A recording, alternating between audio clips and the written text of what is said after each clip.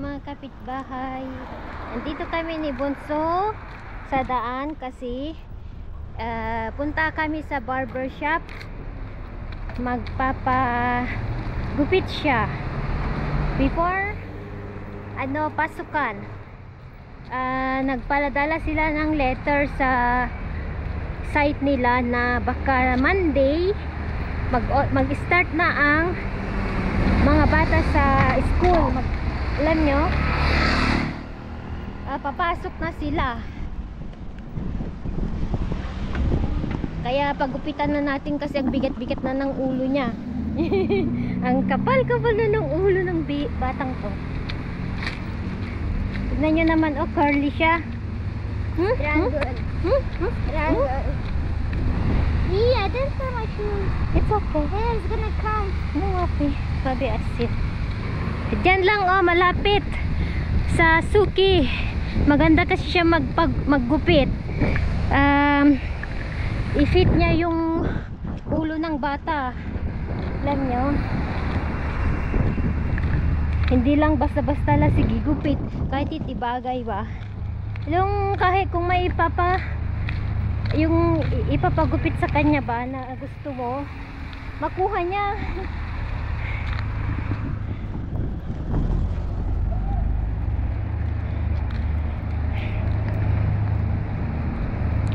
Let's go. Itlo de Abel yan. He like your cut. هيك احلى نعمل هيك هيك احلى من هيدا لأنه فيهن تعرفي بالريني شوف نعمل هيك رح جرب هيك انا اوكي بس لا نو نو هيدا احلى هيك في بروبلم هيك لا ما بيأثر. هيك حلو هيك بيزبط اكثر. اوكي. انت عم تعمل لا هيدول لا Philippines. ماما. ايه؟ بحبك مام تو ماتش. لانه بوي انت. ماما. لا مثله جوني كمان يعني هبو.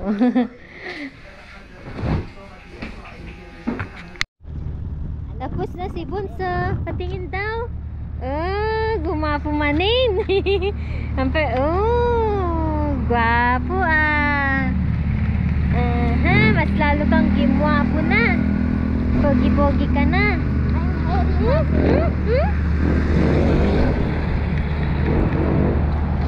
Yala, let's go. Kasi magluluto pa si Mami.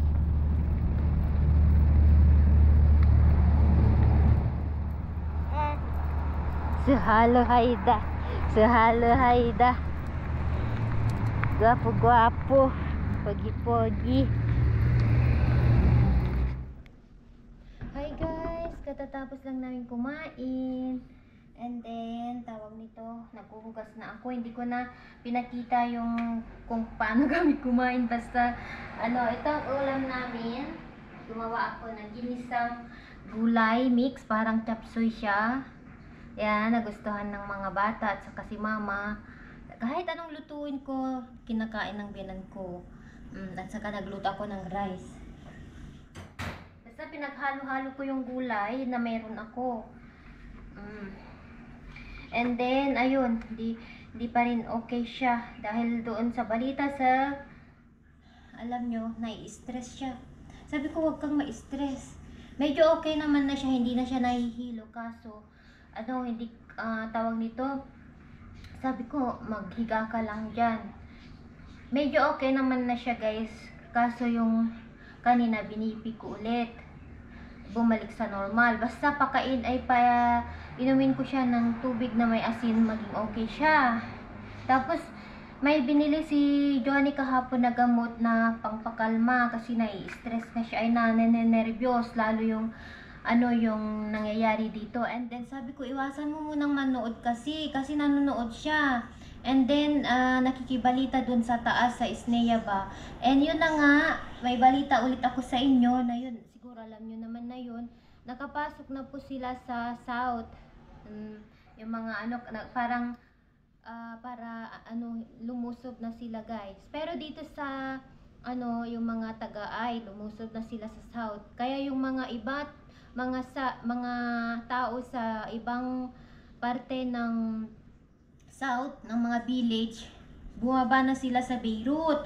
Ang may yung alam nyo, sabi ni Mr. kahapon daw, nilusob nila yung mga hotel dito, as in na pinasok nila. Sabi ko, paano yun? Yung alam nyo, yung isang pinakamasikat na hotel dito sa Lebanon, Phoenician Hotel ba yun? Yung malaking sa Beirut, sa downtown. Mga iba't ibang hotel guys, pinasok na ng mga yung mga alam nyo na para may matirhan sila kasi yung iba wala namang relatives dito. So, as in na pinasok na nila.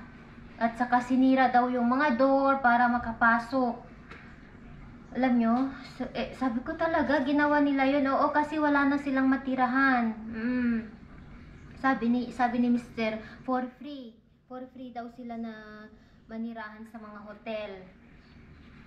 Kaya, alam nyo, medyo hindi din okay yung sitwasyon dito sa syudad. Pero, sa ibang partes ng city, medyo okay pa. Nagtatrabaho pa rin sila. Si Mr. pumasok siya ngayon, may trabaho pa rin.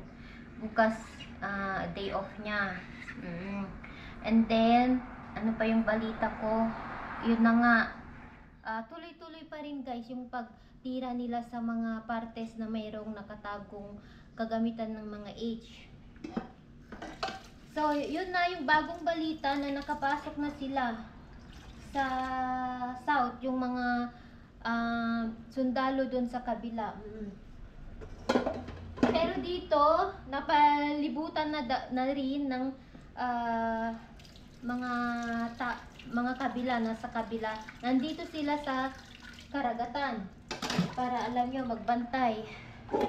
At ewan ko lang kung lulusubin din nila sa city, pero sabi ni Mr. may possibility na bababa sila yung mga nasa ships. Hindi naman ibig sabihin na bababa sila guys para manakit sila ng civilians, hindi. Talagang punteriya lang talaga nila is yung mga, yun na nga, yung sinasabi ko na ng mga H, kagamitan ng mga H. And kanina, hindi rin na naman kami nakatulog ng asawa ko, nanood na naman kami, nag-uusap.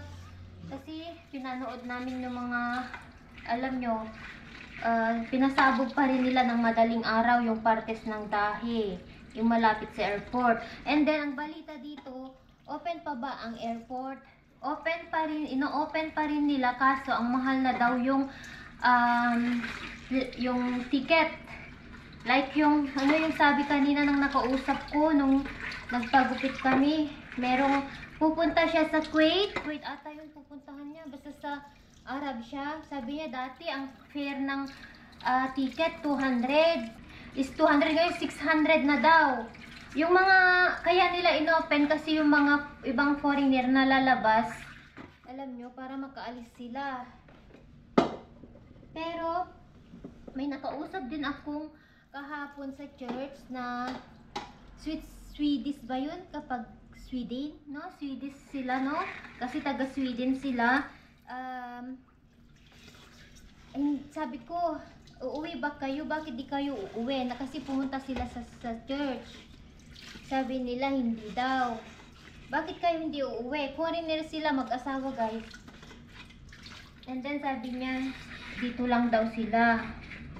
Sabi niya, bakit kayo? Tinanong niya kung nakapangasawa ko ng sabi ko, hindi rin kasi Lebanese, dito yung pamilya ko, sabi ko. Sabi niya, yes, we love Lebanon, sabi nila guys, hindi daw sila uuwi.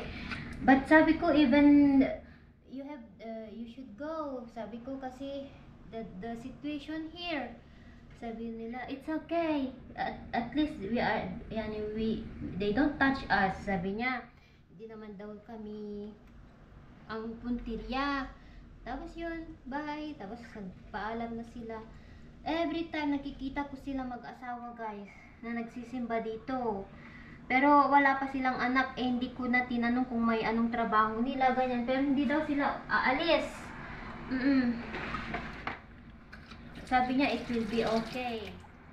Just we pray that everything will be okay. And sabi niya,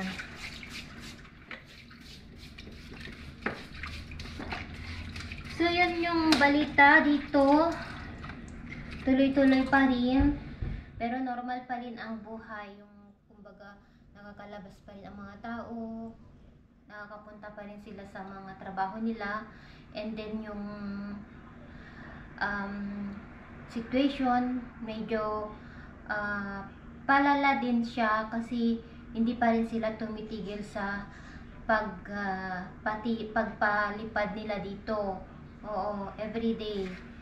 Sa mga tinitira naman nila is yung mga talagang may nakatagong ano. Yun na nga lang, ang maganda naman is nagbibigay sila ng signal like kahapon na 1 hour na naman before nila ginawa yon. Sabi nila sa kabila na aalis kayo sa lugar na ito kasi meron kaming titirahin. So yun, after ng 1 hour talaga, 1 hour ang palugit, tinira na guys kahapon. And then ang masama pa doon sa south guys, alam nyo, sa Karatig, mismo sa boundary ng village nila Mr.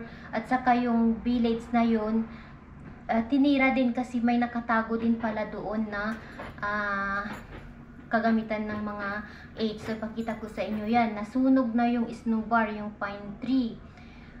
Yan yung boundary na alam nyo, na maraming H. Oo, pure na H yan, yung dito sa, kung naalala nyo yung mayroong wine, grape farm ng para sa wine, na i-vlog ko yan 2 years ago guys. Doon mismo kami dumadaan sa mga H kasi shortcut yon. Maganda ang lugar na daanan papunta sa, kapag pupunta ka sa lugar nila Mr. and dadaan kami sa shortcut, doon sa maraming H, maganda ang view. As in na makita mo yung boundary ng Lebanon at saka ay mataas yung bundok. So doon, before kami mag-enter sa lugar ng asawa ko, madaanan namin ang mga H. So that time hindi ko blina-vlog yung area na yun kasi may mga flat ng H bawal. Ayaw ng asawa ko na ipakita sa YouTube kasi bawal. So pero pag after ng lugar na village na yon, sobrang ganda guys. Ma-amaze ka sa ganda ng bundok, yung village. Kaso lang nandun yung mga H. Oo. Ay nako. Ganon. Nalungkot ang biyanan ko talaga. Hindi siya mapakali kasi yun na nga, meron ng tao doon sa kabilang bahay na hindi na siya kumbaga natatakot siya. So, yun na nga, kinausap na ng asawa ko yung namumuno doon na dapat habang maaga papaalisin na sila kasi hindi natin alam guys, lalo gumawa sila ng hagbang na ayaw ng biyanan ko na umakyat sila sa rooftop ng biyanan ko para manguha ng tubig. Sabi ng biyanan ko, hindi naman ako maramot sa tubig, pero at least before nila gagawin yun, ipaalam nila. Ipaalam nila sa namumuno, ganon. Ang ginawa kasi, nag-sneak sila, yung parang inopen nila yung, finors nilang inopen yung gate para makapasok sila. Hindi rin namin alam kung nag-jump sila or umakyat sila kasi pwede silang umakyat kasi nga yung is nasa road. Pwede silang gagamit ng ng hagdan. Sabi nga ng asawa ko, dapat paalisin na ng maaga kasi baka gagawa sila. Hindi natin alam ba. Yun na nga din, sinabi ko na hindi lahat ng Shia ay masama. Shia is sila ng H guys. Oo. So yun lang muna yung balita ko. And alam nyo, kaya tinurn off ko yung TV kasi yung biyanan ko talaga tutok siya sa news. Sabi ko, wag ka nang manood. Wag ka munang manood, ma-stress ka talaga. As in nervyos.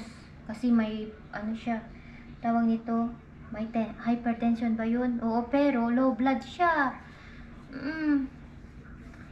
Ay, nako. Pero, alam nyo, yung mga bata nagtatanong sila, Mami, kailan ba ang pasukan? Ganyan. Sabi ko, sa Monday, yun, inshallah guys, sa Monday, mag-start na ang mga pasok ng mga bata. Kasi may letter na sa school nila na sa Monday ang pasukan. Oo. Sa inshallah guys, walang online. Oo. Yun. Siguro back to normal na ulit. Ganun. Pero, syempre, meron pa rin yung yung between higwatan ng H at saka I, pero dito sa lugar namin i-start na lang yung school ng mga bata. So yun guys.